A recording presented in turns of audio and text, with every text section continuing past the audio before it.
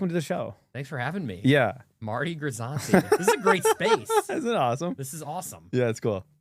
I like it here. I'm a big fan. Allie and the team here are super nice, and I can I don't try to push things, like I push time sometimes, but they're always accommodating. How long have you been doing this? Here or podcasting? Podcasting. I've been podcasting since like 2020. Okay. And started off, dude, it just started off as me in my apartment, just rapping, not dropping actually, bars. not actually rapping. That'd be sick. But it was just me talking about real estate. Yeah. And my experience, and I would just do cold. So a big part of our businesses, or why we're different, is that we cold call. We literally just make calls to owners of properties, and so I was doing that while live on Zoom, and then I would just put it out there on YouTube. Like rejections, acceptances. Absolutely. Who are you? Everything. Like all that. Like stream of consciousness. Didn't care. Because back, I love that. My previous career, and I'd done it for 8 years, is I did over the phone sales. Like I was we would just do over the phone selling. Like I would present to any business, pest control to prosthodontist. I would do a 45-minute phone call with them, and I would get $5,000 to $6,000 from them in that time. So start to finish, credit card over the phone, boom. So we became, like, my partner and I, it's just a unique skill to be able to sell and get money in a one-time close. Totally. Cold calling to end, relationship isn't there. You build it over the phone and close a deal. It was amazing. Like, thinking back now, it's out of control. But it's really helped us in our business of real estate, of just being okay at being on the phone. So many people are not okay on the phone. You're very good on the phone. Why are you good on the phone? Why is that, you think? I thought I would turn this whole interview around and have it be me interviewing you. No, I'm way too good for that. You are. Yeah, you pivoted right away. Yeah. I like people. I genuinely enjoy meeting people and talking to people and learning from people. And so I think talking to people on the phone, talking to people in person, Zooms is great. I'll tell you, COVID changed a lot of the ways that we communicate. So it went from being, hey, let's meet for coffee, or let's have this 20-minute meeting in person, to, hey, let's just hop on Zoom, or let's hop on the phone. And so I think I used to be of the belief, and I still am to a degree, that in order to effectively do something, it has to be in person. And I think that there is a value to that in-person, face-to-face. But there's also plenty of really good work that can be done over the phone and virtually and like that. I agree. Do you think that, and I agree that there's a lot of value with, doing it. There's more value doing face-to-face. Like always, because there's going to be way more value doing face-to-face. It's harder to do face-to-face because you have to schedule and all these things. But I think it's a lot more lasting. It's if you really want to build a relationship, it's face-to-face. I think I got a lot of my skill in regards to being,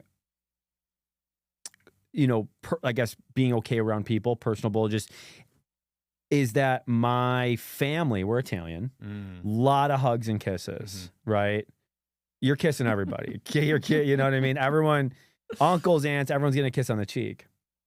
I think, like, at a young age, like, having to go up to a family member and, like, give him a kiss and say hi to him, it was just what you did. Like, you had to go in and say, go to grandpa, he's on his chair, but go to grandpa and make sure you say hello to him. Yeah. Like, you didn't want, you're kind of scared, but you did it.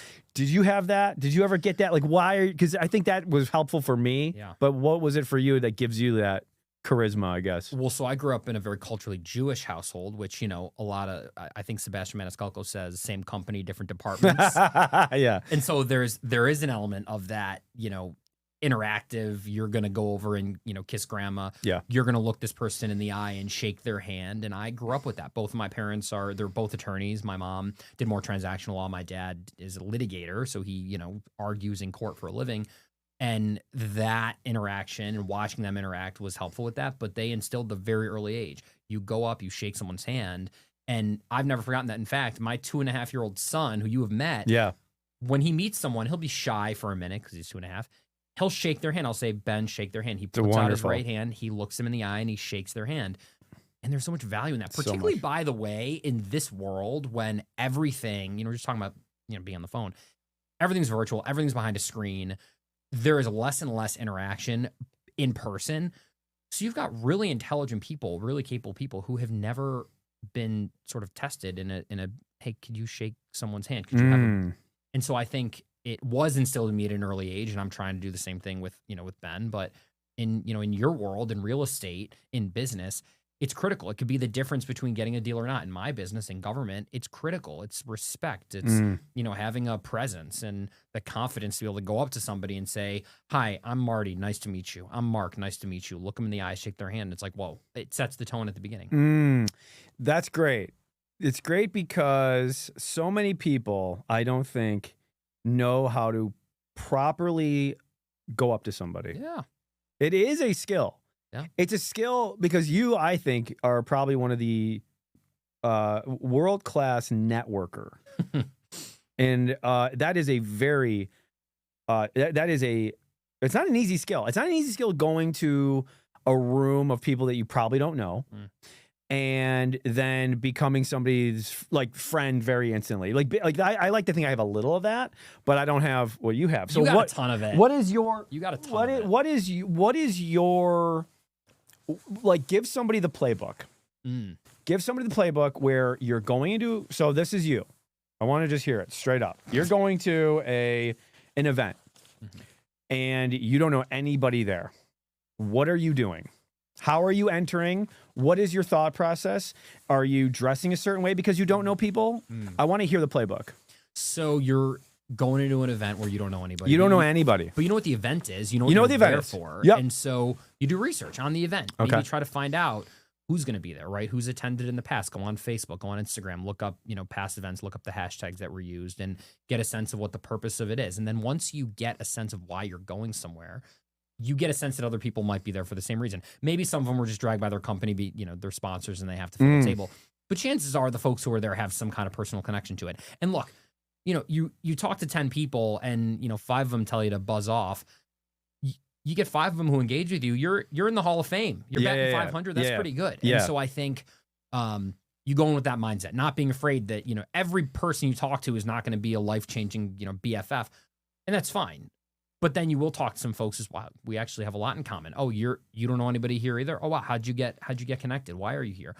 I like the organization. I think the mission is really interesting because of this. What do you think? And then you get into a dialogue about that. But going in, understanding that you might not know anybody is fine, but understanding that there are other people there who have the same mindset, who want to learn about the topic, who want to meet other people like you do, it helps it demystifies it. It takes the fear out of it. And that's really good. Opportunities. It's really good when you said, I think the most important thing of all of it is do some research. Yeah. So many people, like, again, I'm not trying to beat my chest, but if you're coming to an event that I'm putting out and they go, oh, so, who are you? And it's like, I don't care. It doesn't hurt. It doesn't. I'm like, I would just, as a father to you, as a uncle to you, as a coach to you, be like, do a little bit of research. So that then they can go, like, because nothing feels better when I go to somebody who they don't know me, but I know them, right? And I'm like rattling off, right? And they're like, oh, like, your shit, right? Like, is that something that you've done that? Like, do you like that? Do you find yourself when you? And by the way, this is Mark Cohen, good buddy of mine. Mark, really quick before we talk more about that, what do you do? Who are you? And a little bit about, what it is, like your role and what you're trying to accomplish. Well, you planned that whole situation right there, because what I was going to say to your previous question was where I started, and that was as a staffer. I was a staffer for a guy named Bob Duffy. I interned for him when he was lieutenant governor of New York. He was the police chief in Rochester. He was the mayor. He was New York's lieutenant governor. Well known. Incredible guy, and now he's the head of the Chamber of Commerce. Bob brought me on to be his chief of staff in 2018, and through that experience, he had me, and this changed how I approach situations like you just laid out, and changed my life, frankly, for the better. Because Bob had me when I started. I knew no one in Rochester, truly. I knew Bob Duffy, I knew a guy named Adrian Hale, who is a New York State regent. He is an incredible guy. He's a very dear friend of mine. Those were the 2 people in the entirety of Rochester who I knew. And so Bob would have me do briefs for him before we would go to an event or before he would have an engagement. And I kind of thought, and I remember thinking, you got to know these people. He wasn't having me do that brief for him. He was having me do it for me. He wanted me to know who was going to be there. I have staffed other candidates and elected officials who was, they were going into situations where they didn't know who they were meeting with. And so I had a little bit of that context. But doing that exercise helped me to learn more about the people who I was engaging with. And so I think, to your question, going into a situation like that, it's always good to, Marty Grisani's putting on an event, know a little bit about him. Know that he's got a podcast so that you can kick off a conversation about a podcast. Know that he does real estate, that he does project management, that he does property management. Know that he does these things so that you can start a conversation organically. But I started doing that in Rochester for Bob Duffy, first as the manager for special projects at the Chamber, and then as his chief of staff for 6.5, 7 years, and learned an incredible amount about this community and all of New York State. I led our advocacy efforts and our government affairs efforts. I helped with organizational strategy and streamlining efficiencies and helping to be an extension of Bob as the CEO, which just provided incredible opportunity and experience, and I will forever be indebted to him. And then from there, I just about a year and a half ago, maybe September of 24, I left to join a government affairs firm called O'Donnell and Associates. And our goal as a government affairs firm at OD&A is to remove barriers to our clients' success. And so the easiest way to describe it is I have succeeded. If Marty Grisani has a problem, he needs to get a bill moved. He needs to meet with an elected official. He needs to block a bill. He needs to change a regulation, or he needs a dinner reservation, or he needs help, figuring out a great hotel to stay at in New York City. If your first thought is, damn, I'm stuck on X problem, whatever that problem is, let me call Mark Cohen. That's a win right there. And that's the beginning and end, by the way, of that's my ego. That's somebody has a problem and they come to me. And when I resolve that problem, they know it and I know it, and that's it. And they take credit for it. I don't want to be in the news. I don't want to be in the newspaper. I appreciate being on your podcast. This is great. I'm so used to being the guy behind the person that if I can effectively resolve a problem or get somebody on a path to resolving a problem, that's it. And so at this firm now, it's what I do. We've got clients across the spectrum of industry. Mostly we're a New York State firm. We operate in the 62 counties of New York. We help our clients federally when necessary, but it's being that solution. It's being able to tell a client or a prospective client or a business or a nonprofit, we are your New York State solution. I don't care if your problem is in Plattsburgh or Long Island, if it's in Jamestown or Albany, we can help you solve your problem. Democrat, Republican, independent, conservative, liberal, it doesn't matter. We've intentionally built relationships to be able to resolve whatever issue you're facing. And so, if there's one takeaway of, what do I do? It's removing barriers to folks' success, hopefully. And yeah, helping to connect people. I hate the word networking. It's so, I don't know, desensitized. It's connecting with people. It's like, Marty needs, a really good, painter. Marty needs a really good contractor, or someone needs a really good contractor. I'm going to connect them to Marty. It's being able to do those sorts of things. I need a really good physician. I need a therapist. I need, whatever it is. And being able to be the one who connected them. Again, no one's going to know except for the people who I connected with. That's the win. That's great. That's great. I can tell, obviously you love it. I can tell there's a real passion with that. Were you a little bit skeptical, or not skeptical, but were you, because that's a pretty big jump going from, and you had some great, you were doing great at the Chamber. Obviously the Chamber was kicking ass, and I mean, that's not a not influential job. You were having influence, you were helping, you were doing some stuff. Was there just something where you're like, I want to do maybe more, or was it more of like, this is a new thing that I've done this already, so now this is something new? So I had plenty of opportunity at the Chamber, and Bob gave me plenty of opportunity. And I think this was just kind of the next step. The Chamber is just a sort of quasi-government representative body. Bob, being who he is, was reached out to, member, non-member, just whom, of the Chamber, or just, someone walking down the street. We would help anybody for any reason. And joining the Chamber as a member was incredibly affordable, right? So it was a financial decision for my family, my wife and I. My wife had a baby, and that changed, our lives in a wonderful, incredible way. But I think the impetus was financial. And when I realized that I needed to make a move, and I had talked with Bob about it, and he understood and was incredibly supportive. Great. I started to think about where I wanted to go, right? Lobbying, that's what I am. I'm a lobbyist. And it's just, I'm sure your listeners are going to hear me have just said that, and they're going to glaze over or get a visceral reaction, because as in other industries, lobbying has a connotation. I needed to find a firm that viewed lobbying as education. I'm obviously talking to you, senator, assembly member, governor's office, about this for a reason. Somebody is paying my firm money to get something done. That said, I'm not going to sit here and tell you mistruths. I'm not going to give you misinformation. I'm going to educate you. I'm going to give you our position, why we believe in this, and try to find a middle ground. I'm not just going to come in opposing something. And if I support something, I might say that there's room for improvement also. But I'm going to give you a fair shake. I'm going to give you the honest input. And that's what O'Donnell does. That's what Jack O'Donnell, our principal, does. And that's what he's done for 35 years. And it's what our firm does. And so the reason for the move initially was financial. I had plenty of opportunity at the chamber. You know, it wasn't necessarily about broadening horizons. That said, I have found now in this role a greater opportunity to dive deep, right? We are the beginning and end for our client. We come in at the ground level. We talk to them, you know, every step of the way. We work through it.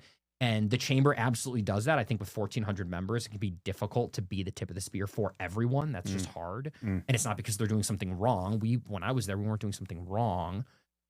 But at a firm like ours, you hire us to be the tip of the spear, to deal with all of it beginning to end. And I'll tell you what, in all of my time, having worked in government, worked at the chamber, this is the first time that I've gotten to really see things through consistently for every single client. Win or lose, right? And when you win, you know it's your win and the client's happy. And when you lose, you know where the chink in the chain was because you put the plan together. And so you can go back and say, hey, Mark, you really screwed this up. This was your part this is why we didn't get this member's vote, or this regulation didn't get adjusted because you failed to do X. So next year we're going to do it differently. And that feedback loop is super satisfying. Sure. So yeah, the jump was difficult. Bob married me and my wife. He's part of our family. And he's an incredible asset to this community. We still work together all the time. You know, Bob's got this alumni network of which now I'm a part. But there's something really satisfying about the work I do now. Oh, that's great. Yeah, I think, you explained it beautifully.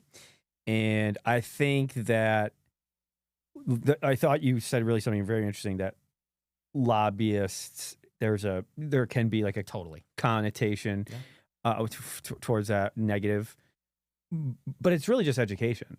That's what lobbying is and ought to be, about educating whomever it is. And you know what, Marty? It's not always the government. Sometimes it's about helping a client to work with a venture capitalist to close a deal, right? And helping them educate that venture capitalist or private equity firm or whomever it is, right? Whoever the target is, you're educating. And it's not, hey, boy, do I have a deal for you. It's not used car salesman. Or if it is, you're not going to get very far because you're going to walk into a room and people are going to turn away from you. Right. They'll know right away. And I think I spent a lot. I don't know. I was 15 when I, was dropping literature on my first campaign, going door to door and, knocking and introducing folks to candidates. So I think I got a sense of what everyday people want to see, and what they don't want to see is trying to be convinced of something where they feel like there's another side to it. And I'll tell you what, this is, if there's a trick to the trade, lay out the other side's argument and say, hey, they have really good points, actually. The reason they're saying X, Y, and Z is because of this. And you know what? That's super valid, because this bad thing did happen, and there was a bad actor in this space.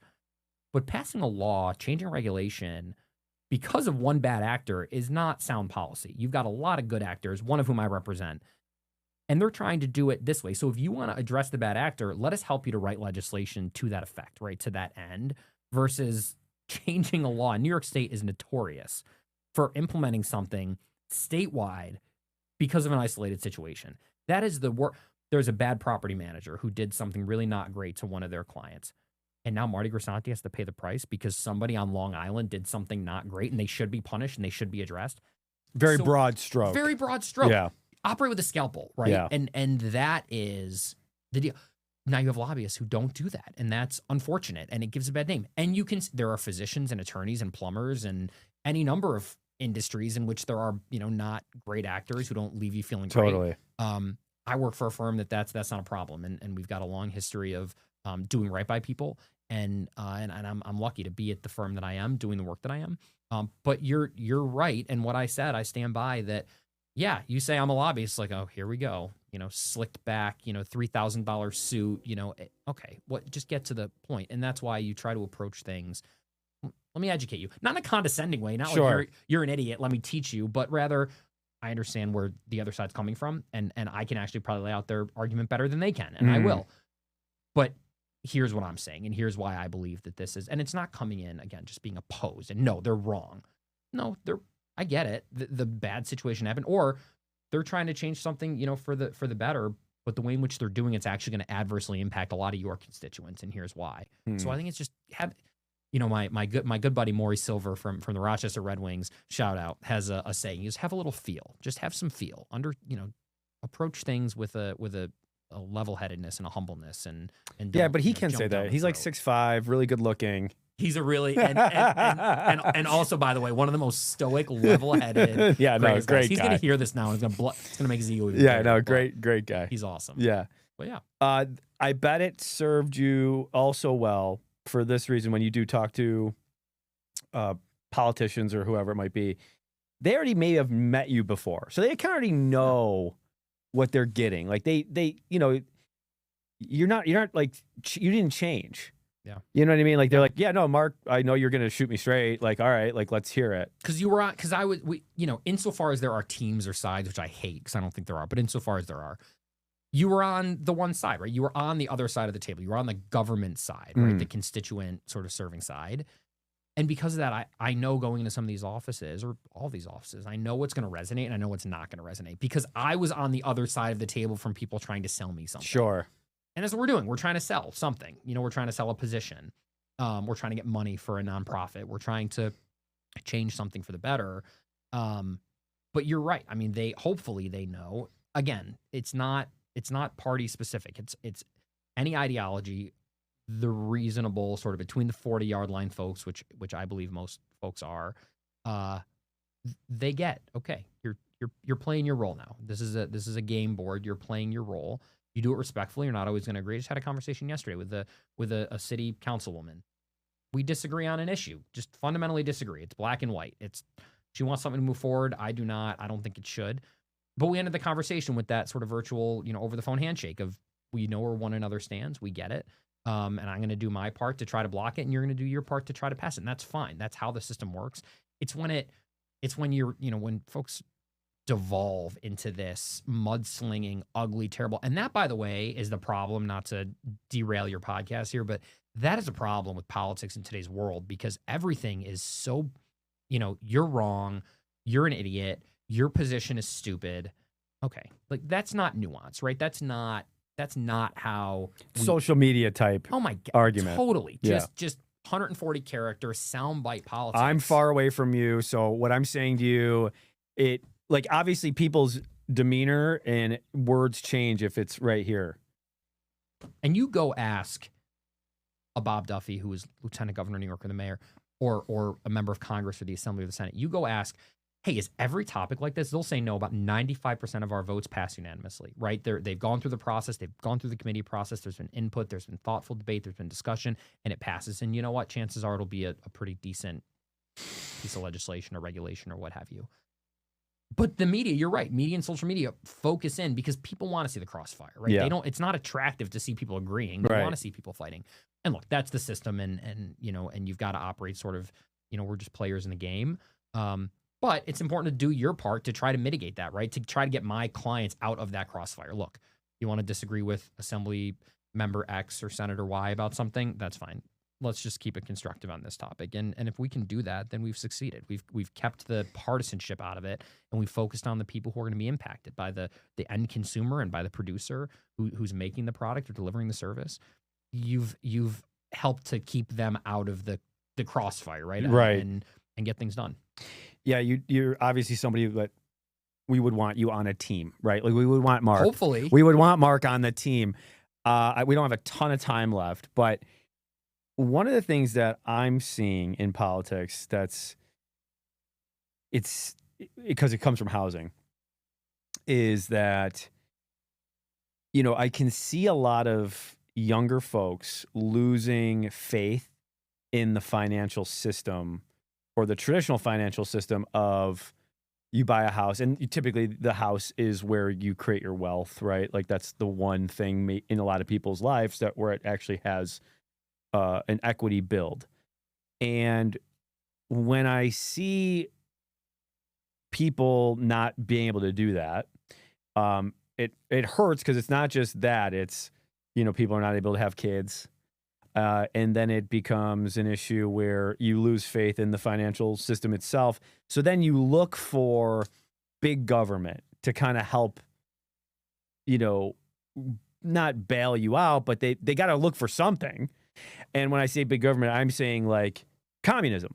Yeah. And I think that there seems to be some, there's real rhetoric out there, and there's real people that are really kind of going down that road. And I don't blame the people that are spitting it, although I think, again, off topic, but if anyone actually worked I think one of the problems is there's a bunch of politicians that have only worked public sector jobs, right? I think you shouldn't be able to work. I don't think that's okay. I think you should have to do at least a couple years in the private sector. In the real world. But anyway, what is your take on that? Do you see merit to that, where people, you see them, they're losing faith in the financial system, how they can't buy a house, they got $100,000 in debt from, a liberal arts degree that isn't, transferring over to this world, because this is a real estate type platform. So I just was curious to your thoughts and what you've been seeing. Listen, Marty, you just touched on something that could be a whole series of conversations in what does government actually do for the everyday person? The policies that we see come out of, city, county, state, federal government that most impact people are those that adversely impact the price of food, that adversely impact the price of gas, that adversely impact the price of housing, right? The things that touch us every day, not these massive omnibus pieces of legislation absolutely have an impact on all those things. Of course they do, but people don't. A $1.7 trillion bill, a $268 billion budget. I'm trying to make my kid a sandwich and get him off to school and not empty my bank account by filling up my car with gas. Like that's what I'm trying to do every day. You're talking about 1.7 trillion. I don't understand what that means. Right. And so what do I think about it? I think it's unfortunate. I think I am one of the maybe few people left who believe in the good that government can do. I truly do. And I believe the people who are in government, the vast, vast majority, are there to do good. I think we need to get back to the kitchen table topics. I think we need to get back to the housing. My wife and I just bought a new house and we just sold the house. We sold our house and we have an incredible realtor in Aaron Duffy Cruz, who both helped us to get a house and did a wonderful job. And we sold our house in 18 hours. This one couple came and looked at our house twice and we sold it off market. And we recognize how lucky we are. But the people who are out there trying to buy homes like we were and have been spend massive amounts of time. And then you know what they do is they eventually throw their hands up and say, I'm going to go somewhere else, right? Out of New York, or, or they're just going to be renters and talk about cyclical poverty. You've got folks paying rent instead of buying a home because they can't, because there's a bottleneck. Right. And so, yeah, implement policies that'll help, what the Governor Hochul's trying to do right now to eliminate the seeker review process, the Environmental Quality Review Act process on housing. That's huge, right? Make it easier for developers to come to New York and want to build more housing so people stay here. What is that? So explain that, because I'm thinking it's something, but go ahead. The state's Environmental Quality Review Act, SECRA, is a process by which before you engage, it's often a couple of years that this process takes, and it's before you engage in a development project, you've got to go through any number of hoops and red tape and bureaucracy, which there are important elements of. You should not be injecting mercury into the soil. You should not be injecting nuclear waste into our groundwater. We can all agree on that. But should it take 2, 3, 4 years to get a housing development going in a community that desperately needs it? So this is even in Monroe County? Oh, this is statewide. Oh, okay. This is statewide. The proposal is statewide, and the governor's proposing it in her budget, and hopefully it'll get done, and I think it will. And who's against this? Well, you've got contingents of folks who think that what the governor's proposing is actually rolling back environmental protection. Mm-hmm. And that's not what it's doing. When the FDA approved the COVID vaccine, how many people said, oh, they streamlined the process to a point that's not safe, it's going to kill you, it's going to hurt you. it went through the same process. It was expedited. All of the same tests that needed to occurred, but they were hyper-focused on getting a COVID vaccine out. That's why it happened so quickly. What this is going to do is the state is going to hyper-focus on getting through the reviews that are necessary, eliminating redundancies, streamlining processes so that these things can happen faster. Arguing that there's a risk to the environment is fine. Again, that's your position, and I'll lay out what their position is, which is that you're streamlining a system, you're cutting out middle parts that are really important, and you're going to kill the environment. The response to that is we're not cutting out critically important parts to preserving the environment. What we're doing is giving developers a new sense of hope that, hey, submit the application. We, New York State, are going to do our part to make sure that you're not held up with red tape and bureaucracy. We're going to eliminate parts that really ought to have never been there from the beginning because all they are redundancies that slow down a project. And we're going to let you build. And we're going to let you build new housing so that folks have somewhere to live and they can purchase a home, or when they're coming out of college, they can rent an apartment and stay in the community in which they were educated, so you don't have this massive brain drain that we're facing. Yes. But it's all to say, you mentioned housing and development are critically important. And when you've got communities that have, their hands up, no more, what message does that send? What does it send to the next generation? You've got folks in communities in our region who are having kids who are recognizing my kid's not going to have anywhere to live. If I want my kid to live in this community, we're going to have to build an apartment in our backyard because there's no housing. There's nowhere for them to go. Right. Start implementing policies that Cook Properties is trying to do more in the manufactured housing space. Manufactured housing they're not trailers. They're not trailer parks. They are incredibly efficient, high quality homes that are built in a factory that take a matter of weeks versus a site-built home that takes who knows how long, and whatever elements we've got to offer in upstate New York in that given season. Manufactured homes are one of the incredible solutions to this problem. There's an all of the above approach that we should be taking to housing that we're not. And in large part, that's why developers are saying, peace out. I'm done. I'm all set. Forget Rochester, Monroe County. I'm done with New York State. Correct. I'm going to Florida. I'm going to Pennsylvania or Ohio. Right. Because there's access to energy and there's access to easier permits. And we're losing out. And I hope you have another question after this because we can't end on a sad note. Because I think there are a lot of opportunities, but it is, these kitchen table topics, housing being one of them, development being one of them, giving a small business owner a sense of hope that they can put a business in without having to spend 4 years before review boards. We got to do that. Right. That's actually one of another issue is, and this is a commercial issue now, is we have all this like brownfield and Superfund sites, right? All this stuff.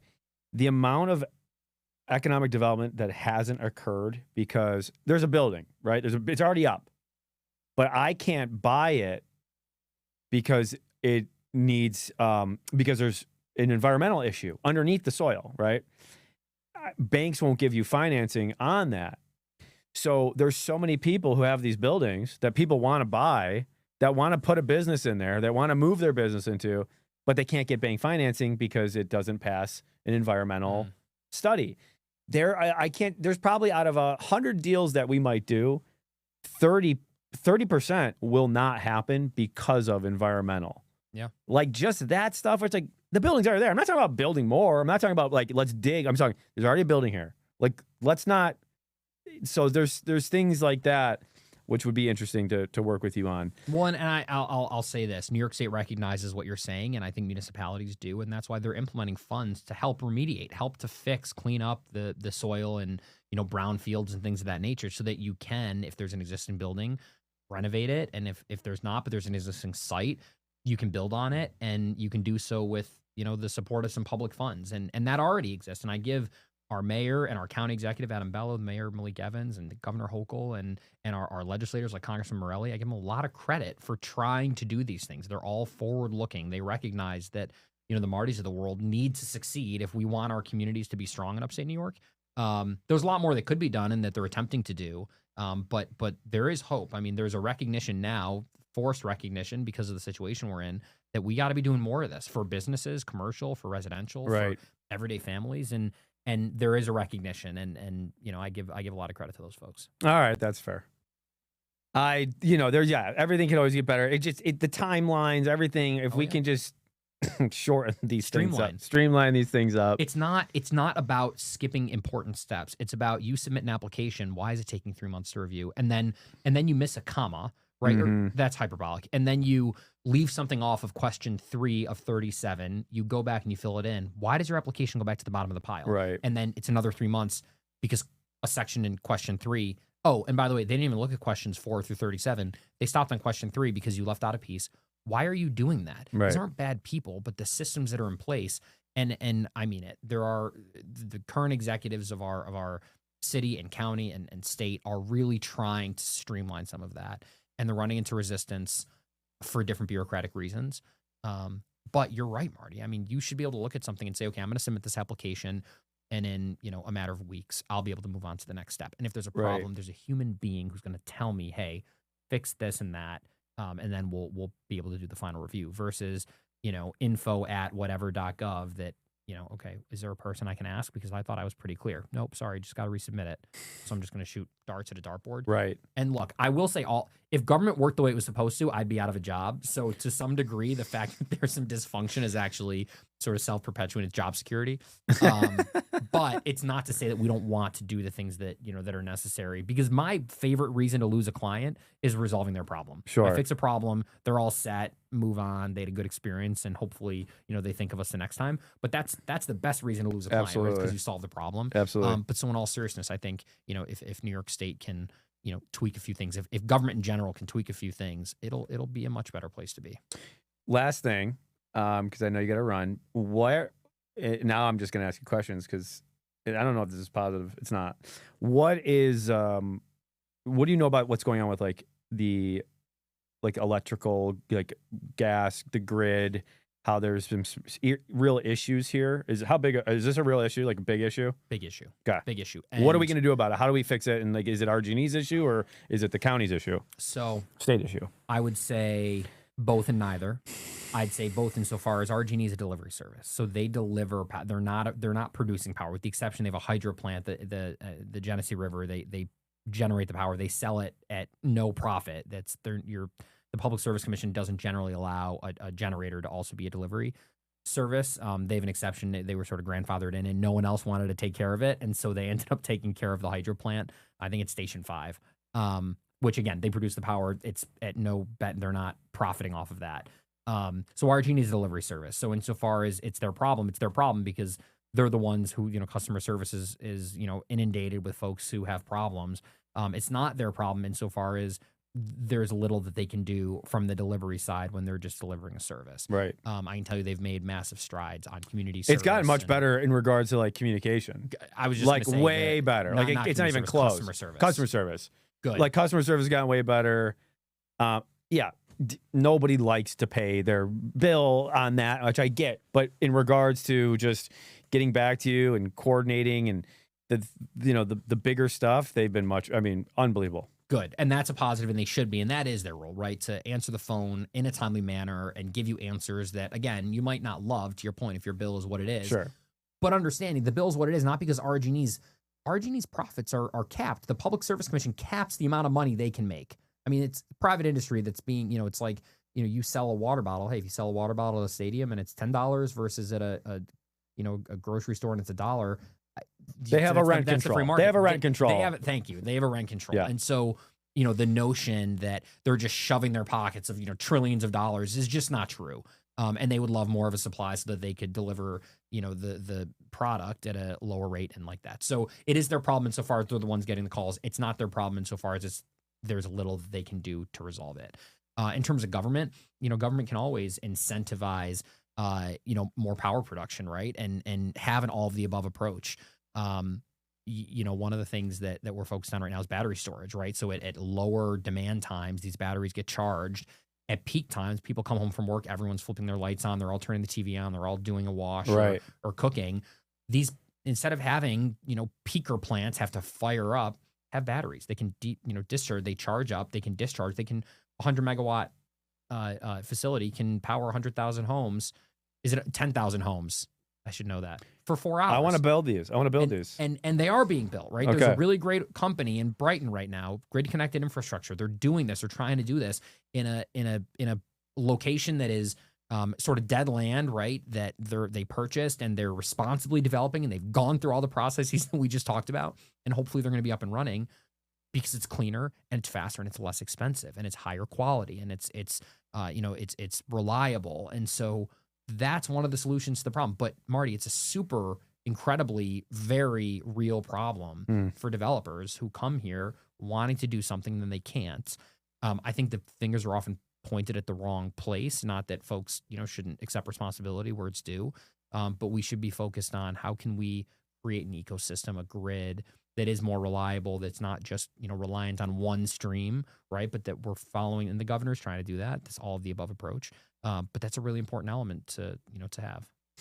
Mark Cohen, everybody. Mark, thanks for coming on the show. Thanks for having me. This is great. If someone has an issue in their business or they're non-for-profit, and it might be something where they can put something where they're like, I don't know who to talk to in regards to trying to get something passed, or I have this idea that I want to put together to maybe present to a state senator or whatever. How do they get in touch with you?